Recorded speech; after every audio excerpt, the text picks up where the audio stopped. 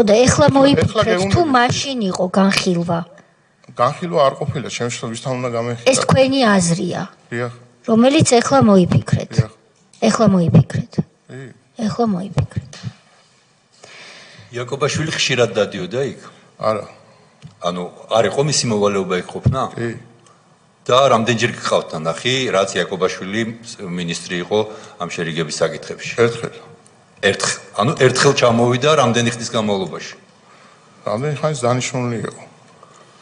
ხშირად ჩამოდიოდა მაშინ. აპარატს ხო ვიქნებ მოგვაწოდოთ ზუსტად რო საიდან სანამდე იყო დანიშნული რომ გავახმოვანოთ აქაც ძალიან მნიშვნელოვანია ადამიანი რომლის მოვალეობა იყო რომ იქ ყოფილიყო დღე და ღამე ერთხელ იყო ჩასული მთელი მისი მინისტრობის განმავლობაში თუმცა კარგად გვახსოვს მისი განცხადებები SKK და არავითარი SKK არ იქნებაო და რამდენი დამაზიანებელი იყო თქვენი აზრით ეს განცხადება ბატონო კატასტროფული დამაზიანებელი